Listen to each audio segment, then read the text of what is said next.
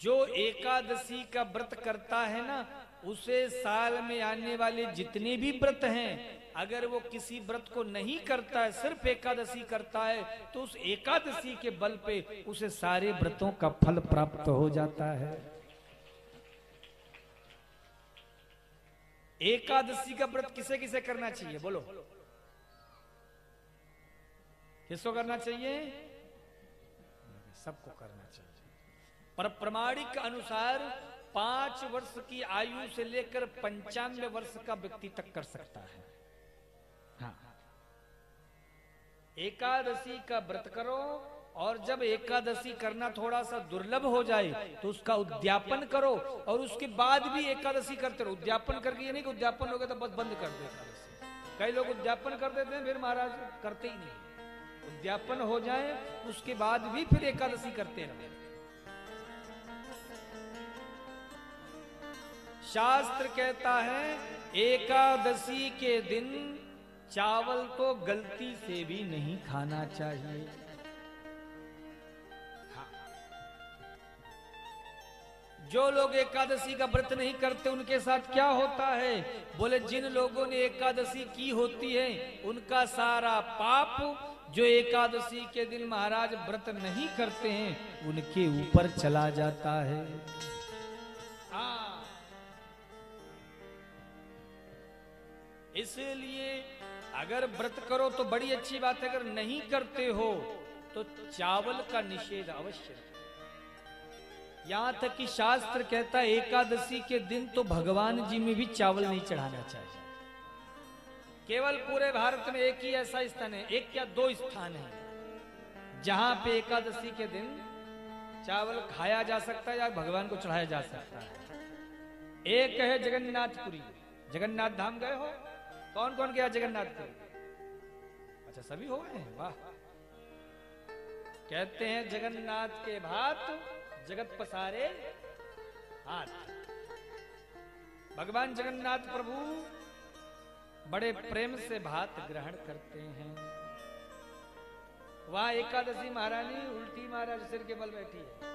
हमने अभी भागवत की थी पिछले वर्ष जनवरी में ही, तो वहां हम रोज जाया करते थे जगन्नाथ प्रभु के यहाँ। जगन्नाथ प्रभु के यहाँ जो प्रसाद मिलता है ना, पाए तो हो, तो महाराज कहते हैं जगन्नाथ प्रभु का भात पत्तल में ही खाना चाहिए। आप किसी और पात्र में लेकर के ग्रहण नहीं कर सकते हैं, और जमीन पे बैठ करके पाना होगा। आप जगन्नाथ प्रभु का प्रसाद अपना महाराज इसमें क्या कहते हैं, ये टेबल कुर्सी में डाइनिंग इत्यादि में बैठ कर ग्रहण करना दोष है। क्या अद्भुत प्रसाद होता है महाराज। और दूसरा स्थान है कुरुक्षेत्र। ये 2 स्थान ऐसे हैं जहां पर चावल ग्रहण करने से दोष नहीं लगता है। इसके सिवाय आप पूरे भारत में कहीं भी हो, अगर आप एकादशी के दिन चावल स्पर्श करते हो तो भारी पाप लगता है। इसलिए अगर व्रत करो तो बड़ी अच्छी बात है, व्रत नहीं कर पाते हो तो कम से कम चावल का तो त्याग अवश्य करो।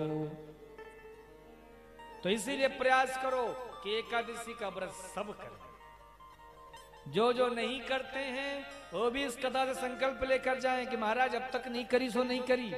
सुंदर माघ का महीना चल रहा है।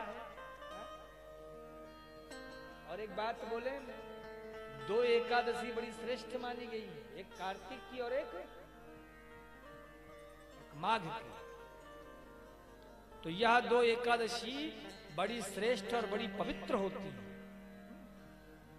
तो महाराज इन 2 एकादशी को व्रत धारण करने के लिए सबसे श्रेष्ठ माना गया है। तो प्रयास होना चाहिए कि हर व्यक्ति एकादशी का व्रत करे। तो अगर नहीं करता तो इसी एकादशी से उठा लो। कल मेरे पास कुछ भक्त आए थे, कह रहे थे गुरुजी हमको नाम मंत्र लेना है। हमने कहा अगर नाम मंत्र लेना है, दीक्षा लेनी है तो कल एकादशी है, कल दे देंगे।